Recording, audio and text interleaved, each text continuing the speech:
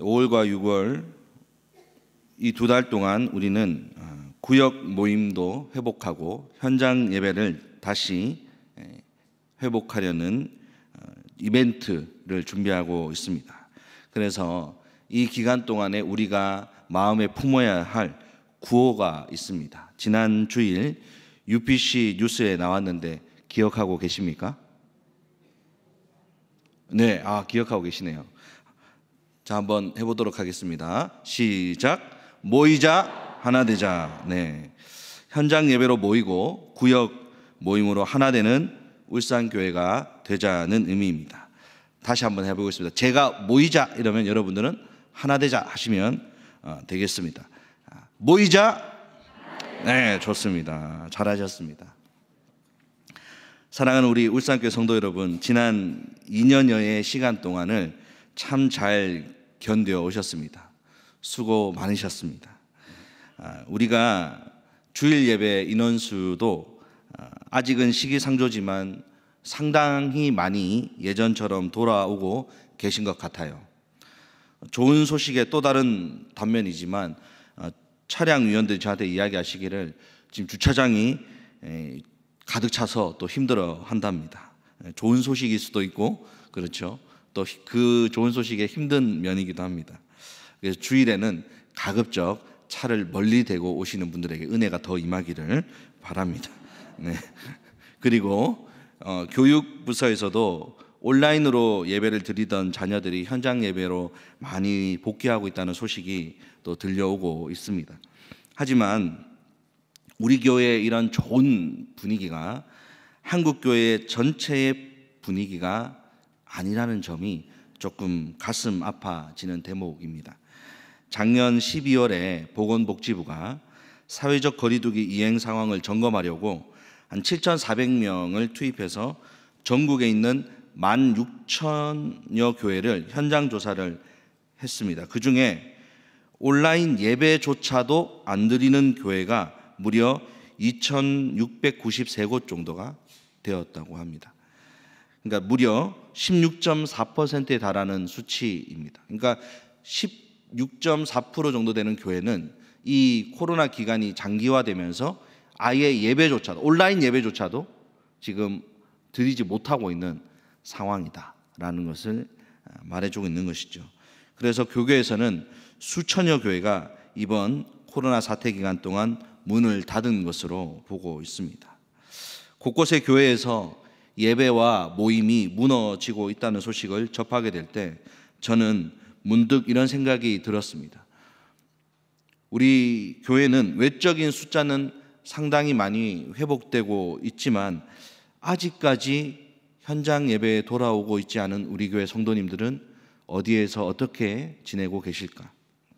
또한 현장에 오셨다고 해도 지난 2년 동안 우리 안에 무너져 있는 믿음은 없는 것일까? 교회에 많은 사역들이 점점 정상화되어 가고 있지만 우리 눈에 보이지 않는, 여전히 회복되지 않는 부분들이 있지는 않을까 하는 생각들이 찾아옵니다. 저와 여러분들은 이제 무너져 있거나 또는 약해져 있는 교회의 많은 영혼들을 살려야 되고 또 사역을 다시 일으켜야 하는 시점에 있습니다. 이 시점에 저는 하나님이 어떤 사람을 들어 이런 회복의 사명을 이루어 가시는지를 느헤미야 말씀을 통해 나누고자 합니다. 첫 번째로 회복의 사명은 교회를 향한 불타는 관심에서 시작됩니다. 1절과 2절을 읽겠습니다. 시작. 하가랴의 아들 느헤미야의 말이라. 아닥사스다 왕 제20년 기슬르월에 내가 수상궁에 있는데 내 형제들 가운데 하나인 하나니가 두어 사람과 함께 유다에서 내게 이르렀기로 내가 그 사로잡힘을 면하고 남아있는 유다와 예루살렘 사람들의 형편을 물은즉. 아멘. 여러분, 우리가 잘 알다시피 느헤미야는 페르시아 왕 아닥사스다의 술관원입니다. 술관원이라는 관직은 단순히 왕의 술을 따라주는 자리가 아닙니다. 왕이 독사를 당하지 않도록 막아주는 자리입니다. 따라서 술관원이 배신하면 왕은 죽을 수밖에 없습니다. 그래서 왕은 계속해서 가장 신뢰하는 사람을 이 술관원으로 세웁니다. 그러니 술관원은 왕의 최측근이자 권력의 핵심이라 할 만합니다. 고대 근동의 최대의 제국 페르시아에서 권력의 핵심에 가 있는 사람, 모두가 부러워하는 출세길이 열린 사람이 느헤미야입니다. 더구나 그는 식민지 출신입니다. 그런 사람이 이런 왕의 최측근이 되는 일이 쉬웠겠습니까? 아마 온갖 견제와 시기를 견디며 왕의 최측근이 되었을 것입니다. 보통의 사람이라면 이런 상황에서 이 식민지 출신, 변두리 출신에서 권력의 핵심 자리에 힘들게 올라간 이런 사람의 보통의 가장 큰 관심사는 어디에 있을까요? 보통은 왕의 이 신뢰를 활용해서 어떻게 하면 더 높은 자리에 오를까? 더 큰 권력을 잡을까? 식민지 출신이라고 날 무시했던 저놈들을 내가 어떻게 본때를 좀 보여줄까? 이런 것이 그의 가장 주된 관심사가 아니겠습니까? 그런데 느헤미야를 보십시오. 2절을 보겠습니다. 내 형제들 가운데 하나인 하나니가 두어 사람과 함께 유다에서 내게 이르렀기로 내가 그 사로잡힘을 면하고 남아있는 유다와 예루살렘 사람들의 형편을 물은즉. 여러분, 느헤미야는 지금 가장 치열한 권력 투쟁의 중심에 있습니다. 지금과는 달리 고대 제국의 정치에서는 권력의 중심에서 밀려나면 거의 죽는 것 아니겠습니까? 여러분, 조선시대 붕당 정치를 보십시오. 권력에서 밀려나면 숙청당하는 것입니다. 그런데 느헤미야에게 있어서 그의 가장 중요한 관심사는 어떻게 하면 내 권력에서 밀려나지 않고 더 높은 자리, 더 큰 권력을 가질까가 아니라 학사 에스라와 함께 먼저 귀환했던 그 유대 형제들이, 그 중에서 예루살렘에 있는 형제들이 어떻게 지내고 있는지에 가장 관심이 있었다는 사실입니다. 여러분, 귀환한 유대 공동체를 우리는 구약의 교회라고 볼 수 있습니다. 다시 말해 느헤미야의 가장 중심된 관심사는 어디에 있었다는 겁니까? 목이 탑니다.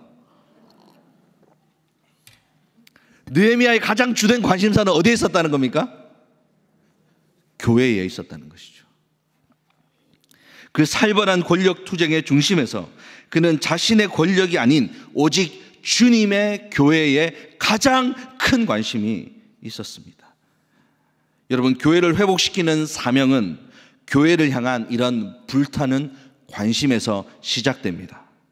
하나님께서는 우리에게 교회를 향한 회복의 사명을 주실 때 먼저 그 교회의 회복이 필요한 부분들을 향한 깊은 관심을 먼저 갖게 하십니다. 근데 여러분, 이 관심이 어떤 모습으로 나타나겠습니까? 어떤 분에게는 교회의 어떤 일에 대해서 화가 날 때가 있습니다. 그런 모습으로 그 관심이 나타나기도 합니다. 여러분, 교회 일에 대해서 화가 날 때는 싸우라는 뜻이 아니라 하나님께서 내게 그 부분에 대한 관심을 가지라고 주시는 겁니다. 그래서 남들은 아무렇지도 않게 지나가는 일들이 나에게는 때로는 그 일이 막 화가 되기도 하는 겁니다. 따라서 그것은 내가 그 교회의 부족한 부분, 어려운 부분을 위해 더 섬기고 더 기도하라는 사명의 시작일 수 있다는 것입니다. 뭔가 부당하다고 여겨지면 옳고 그름을 참 잘 따지는 분들이 계십니다. 물론 그런 지적도 참 소중합니다. 그런데 여러분, 매사에 우리가 화내고 따지면 교회 공동체가 잘 세워질까요? 제가 부산에서 사역할 때 정말 잘 따지는 집사님이 계셨습니다. 하는 말마다 맞는 말만 합니다. 듣기는 싫은데 들으면 틀린 말이 없습니다. 그런데 그분이 가는 부서는 공동체가 다 깨집니다. 그래서 그 집사님이 어느 부서 가겠다고 사역 신청서를 쓰잖아요. 그러면 그 해당 부서 교역자가 이 신청서를 보게 되면 더 이상은 말하지 않겠습니다. 여러분, 화가 나십니까? 관심이 있으니까 화가 나는 것입니다. 그 부족한 부분을 나로 하여금 회복시키시라고 내게 주신, 화내지 마십시오 여러분. 네. 그 부족한 부분을 회복시키라고 내게 주신 사명이라고 생각하고 가서 섬기든지, 그렇지 않으면 그분들을 위해 더욱 기도하시길 바랍니다. 두 번째, 회복의 사명은 공동체를 자신과 동일시하는 마음으로 기도하는 사람에게 주어집니다.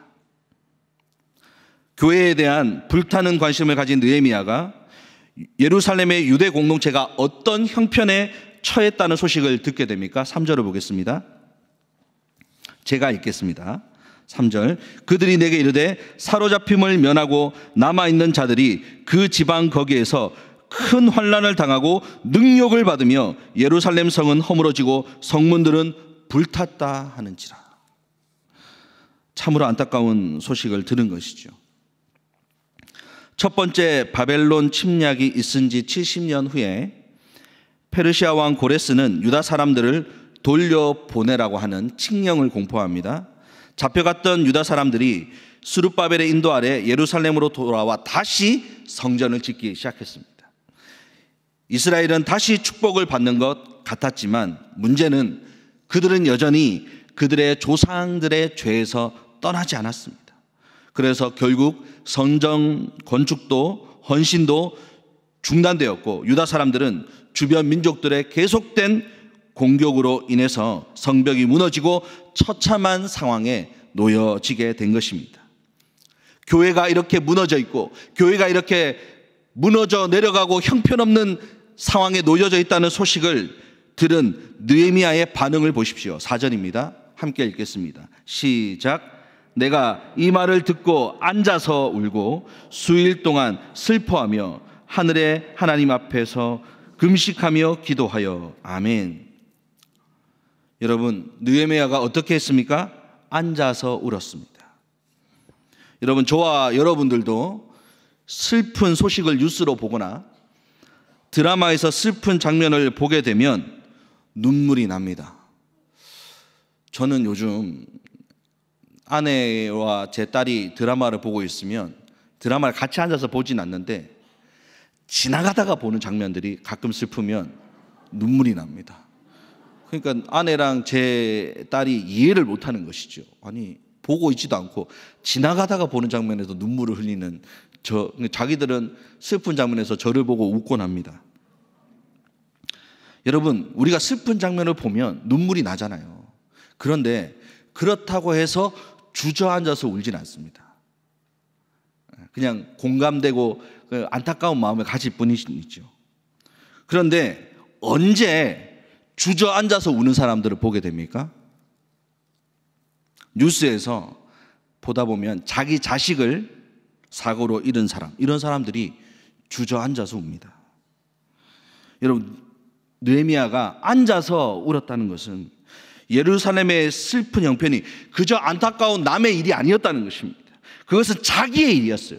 자기의 일처럼 동일시가 되었습니다. 그래서 이처럼 주저앉아서 서럽게 운 것입니다. 4절은 느헤미야가 얼마나 이 일을 자기의 슬픔으로 여겼는지를 강조합니다. 앉아서 울고 수일 동안 슬퍼했고 그것도 모자라 금식하며 기도합니다. 느헤미야는 무너지는 교회를 보면서 자기가 무너지는 아픔을 느낀 것입니다. 느헤미야 기도를 한번 들어보십시오. 6절과 7절입니다. 시작. 이제 종이 주의 종들인 이스라엘 자손을 위하여 주야로 기도하오며 우리 이스라엘 자손이 주께 범죄한 죄들을 자복하오니 주는 귀를 기울이시며 눈을 여시사 종의 기도를 들으시옵소서. 나와 내 아버지 집이 범죄하여 주를 향하여 크게 악을 행하여 주께서 주의 종 모세에게 명령하신 계명과 율례와 규례를 지키지 아니하였나이다. 아멘. 여러분, 지금 하고 있는 이 느헤미야 기도가 어떤 기도에 속합니까, 여러분? 대답을 해주셔야 그 사이에 제가 물을 마시죠, 여러분. 어떤 기도에 속합니까? 회개 기도입니다. 근데 여러분, 느헤미야가 회개 기도를 하고 있는 이 죄가 누가 지은 죄입니까? 그렇죠. 느헤미야의 조상들이 지었고 지금 먼저 이스라엘 땅에 돌아간 다른 사람들이 지은 죄입니다. 그런데 느헤미야는 엄밀히 말하면 자기랑은 아무 관계가 없는 죄입니다. 그런데 느헤미야는 나와 내 아버지의 집이 범죄하였다고 회개 기도를 합니다. 그러니까 공동체의 죄를 나의 죄로 여기고 있는 것이죠. 교회 공동체, 우리 구역 공동체를 회복하는 사명을 하나님은 어떤 사람에게 주시겠습니까? 바로 교회 공동체, 구역 공동체의 문제를 나의 문제로 동일시하고 내 일처럼 여기는, 그래서 그 일을 위해 기도할 때 마치 나의 문제를 여기고 아파하며 기도하는 그 사람에게 그 교회를, 그 공동체를 회복할 사명을 주시는 줄 믿으시길 바랍니다. 아직 신앙이 회복되지 않은 구역원을 볼 때 여러분, 내 가족의 문제로 여기며 아파하시기를 바랍니다. 다시 하겠습니다. 왜 다시 하는 줄 알겠죠? 아직 신앙이 회복되지 않은 구역원을 볼 때 내 가족의 문제로 여기며 아파하시길 바랍니다. 교회 안에 아직 회복되지 않은 사역의 영역들이 있습니다. 오후 예배 임마누엘 찬양대는 아직도 사람이 부족한 채로 힘들게 열심히 연습을 이어가고 있고요. 또 차량은 몰려오는데 주차 공간은 부족해서 막 그 차량위원들은 걱정이 많은 상황입니다. 이 모든 일들을 내 일처럼 여기는 마음이 우리에게 필요합니다. 마지막 세 번째로, 회복의 사명은 세상의 힘보다 약속의 말씀을 믿는 사람이 이루게 됩니다. 11절 말씀 읽겠습니다. 시작.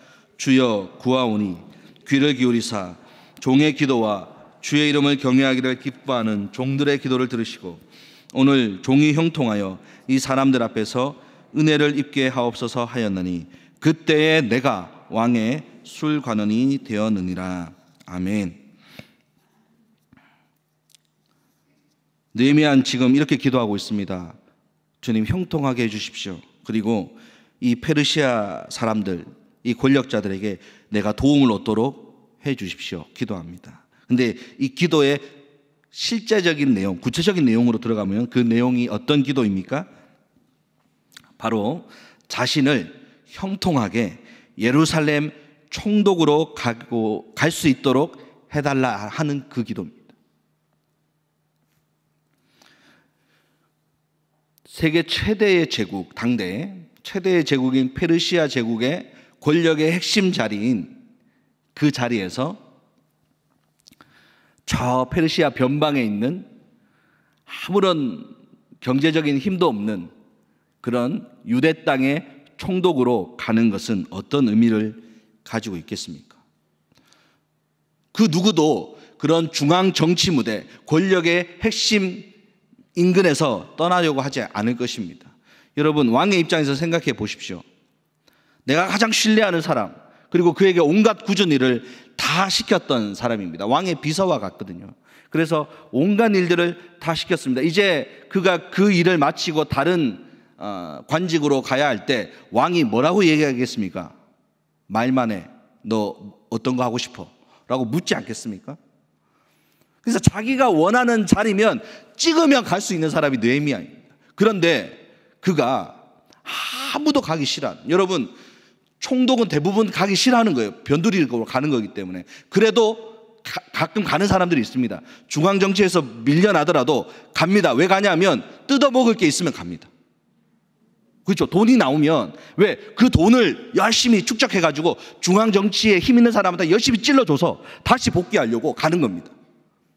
그런데 예루살렘에는 아무런 나올 게 없어요.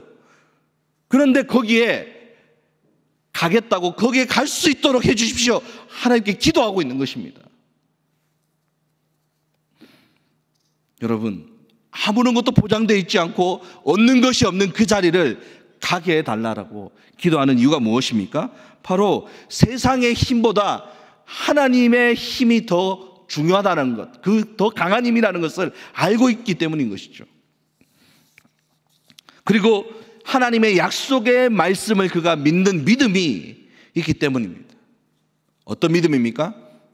하나님께 우리가 회개하고 하나님의 말씀에 순종하면 하나님은 반드시 그분의 교회를 회복시켜 주실 것이다 라는 그 믿음이 그에게 있었습니다. 9절입니다. 함께 읽겠습니다. 시작. 만일 내게로 돌아와 내 계명을 지켜 행하면 너희 쫓긴 자가 하늘 끝에 있을지라도 내가 거기로부터 그들을 모아 내 이름을 두려고 택한 곳에 돌아오게 하리라 하신 말씀을 이제 청하건대 기억하옵소서. 아멘. 그는 하나님의 약속을 믿었기 때문에 자신의 안위, 자신의 삶에 보장된 것들을 다 내려놓고 갈 수가 있었던 것이죠. 그러므로 여러분, 하나님의 약속을 믿고 나아가는 사람은 이 회복의 사명을 이루는 사람이 될 줄로 믿습니다. 말씀을 맺겠습니다. 첫 번째, 회복의 사명은 교회를 향한 불타는 관심에서 시작됩니다. 관심이 사명의 시작입니다. 관심이 회복의 시작입니다. 관심은 때때로 괴로움, 고통, 슬픔, 노여움으로 나타나기도 합니다. 괴로움과 고통, 슬픔, 노여움이 일어나시면 그곳이 바로 회복이 필요한 곳임을 깨달으시기를 부탁드립니다. 그리고 그러한 감정이 내게 주시는 사명의 시작일 수 있음을 기억하십시오. 화가 나면 가서 따지는 트러블 메이커가 되지 말고 가서 같이 섬기고 위에서 기도하시는 사명자가 되십시오. 두 번째, 회복의 사명은 공동체를 자신과 동일시하는 마음으로 기도하는 사람에게 주어집니다. 느헤미야가 이스라엘 공동체의 문제를 자신의 문제로 여기고 기도하기 시작했을 때 하나님은 그에게 구체적인 사명을 주셨습니다. 이후에 그는 이스라엘 총독이 되어 예루살렘 성벽을 재건하고 이스라엘의 신앙을 다시 회복하는 일을 위해 자신의 삶을 드리기로 헌신합니다. 여러분, 교회를 다니는 사람은 많을 수 있지만 그리스도인은 그보다 적습니다. 그리스도인은 많을 수 있지만 사명을 받은 사람은 그보다 적습니다. 사명을 받은 사람은 많을 수 있지만 사명을 이루는 사람은 그보다 적습니다. 우리 교회 안에 많은 성도들이 있지만 사명을 모두가 받는 것은 아닙니다. 우리 교회의 연약하고 어려운 부분들을 나의 문제로 여기고 아파하며 기도하는 그 사람들이 이 교회를 회복시키는 사명자인 줄로 믿습니다. 세 번째로, 회복의 사명은 세상의 힘보다 약속의 말씀을 믿는 사람들이 이룹니다. 여러분, 자신의 안위보다, 자신의 보장된 삶보다 하나님 나라, 교회가 우선이었고 그 하나님의 약속의 말씀을 믿을 때에 나아갈 수 있었던 느헤미야, 그의 신앙의 헌신이 있었기 때문에 느헤미야는 그 회복의 사명을 이룰 수가 있었습니다. 우리 울산교회 성도님들이 사명을 받으시기를 바랍니다. 그리고 그 사명을 이루시는 성도님들이 다 되시기를 축원합니다.